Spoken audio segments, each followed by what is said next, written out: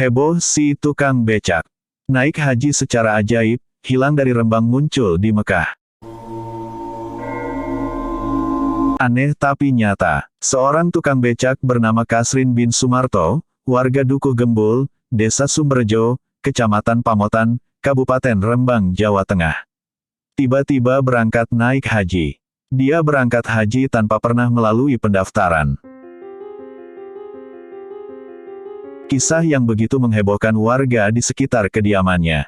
Termasuk lokasi di mana dirinya sehari-hari menarik becak, yakni di wilayah Lasem, Rembang.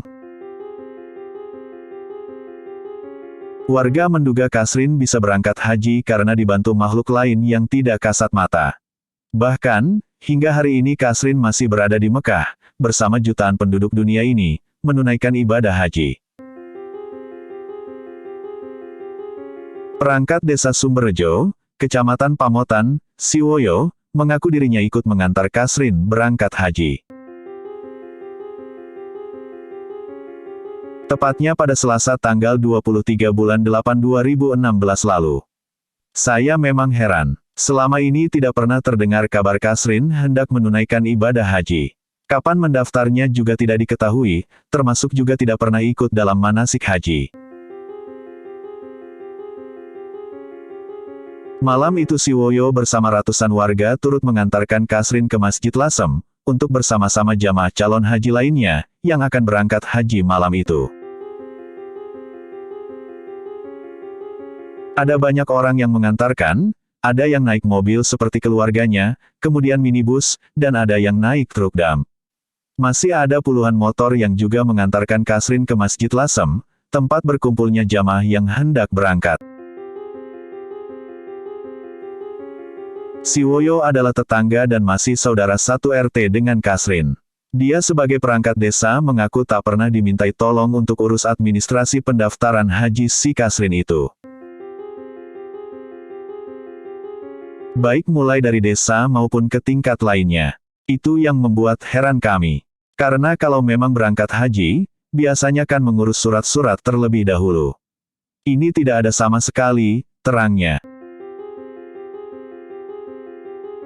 Meski dengan penuh rasa keheranan, namun para tetangga tersebut tetap mengantarkan Kasrin hingga ke Masjid Lasem. Disinilah keanehan mulai terjadi. Kasrin diketahui tidak memakai seragam haji, layaknya calon-calon haji lainnya. Dia hanya pergi dengan membawa kemeja putih, celana hitam, peci, dan tas kecil saja. Pokoknya jauh dari gambaran orang yang mau haji, katanya. Serasa tak masuk akal, Kasrin bisa begitu cepat sampai ke Mekah, mendahului rekan-rekan jamaah lainnya.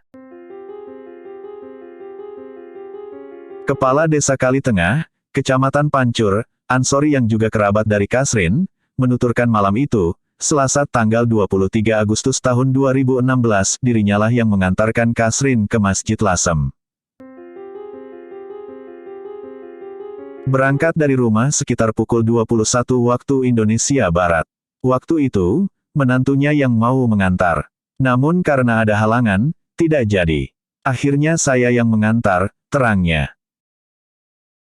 Sambil terus menahan rasa heran karena tidak percaya Kasrin yang masih padenya itu berangkat haji, Ansori terus mendampingi Kasrin hingga di Masjid Lasem.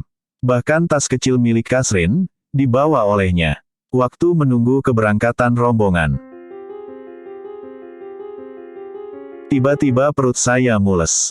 Saya lantas minta kerabat saya lainnya bernama Lutfi, untuk menunggu Pade. Hanya saja, saat bersama Lutfi itu, Pade bilang akan keluar masjid. Alasannya beli rokok. Waktu dibuntuti Lutfi, tiba-tiba saja Pade Kasrin sudah tidak ada. Dia menghilang begitu saja, paparnya. Saat sedang mencari Kasrin itulah, Ansori diberitahu bahwa orang yang dicarinya ada di bagian selatan Masjid Lasem. Tidak lama dicari ke lokasi tersebut, ada yang mengatakan jika Kasrin sudah naik bas rombongan haji asal Kecamatan Sarang. Dia terlihat duduk di belakang sopir. Bahkan sempat melambaikan tangan berpamitan. Keanehan lain muncul, karena sekitar pukul 23 waktu Indonesia Barat, Kasrin diketahui menelepon keluarganya dan mengatakan sudah sampai di Gedung Haji Rembang, tempat jamaah haji berkumpul. Dia bilang siap untuk diberangkatkan ke asrama haji Donohudan Solo.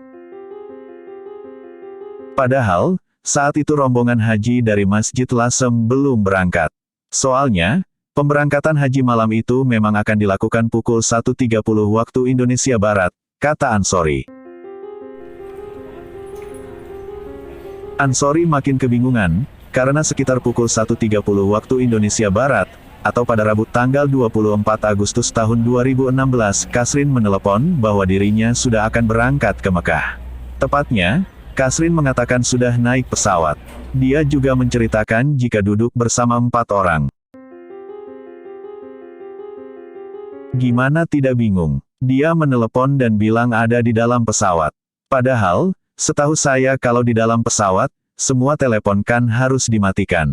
Tapi dari suara-suara di pesawat, terdengar ada pramugari yang menawarkan makanan. Keanehan makin menjadi-jadi. 2 hari usai keberangkatan, Kasrin mengatakan sudah ada di Mekah. Bahkan, Kasrin menelepon dirinya dan mengatakan akan pulang sebentar. Dirinya akan pulang sebentar, karena ada keluarga yang menginginkan dirinya pulang. Dia bilang ke saya, tunggu di Jalan Lasem. Pas harinya, saya tunggu. Benar, Pak De saya itu datang membawa kardus besar. Isinya teko, cangkir, dan perabotan rumah tangga khas Timur Tengah. Yang biasa dibawa oleh-oleh haji pokoknya. Abis itu, Pak De saya hilang lagi, jelasnya. Ansori mengatakan dirinya heran kenapa semua proses yang dijalankan Kasrin berhaji, tidak seperti calon haji lainnya. Bahkan, penggunaan telepon genggam untuk menghubungi keluarga di Indonesia, juga masih menggunakan nomor yang sama saat di Rembang. Saya juga pusing kalau mikirin Pak De saya itu. Kemarin Pak De masih menelepon, memberitahu kalau di rumah ada selamatan manakipan. Wallahu alam bishawab.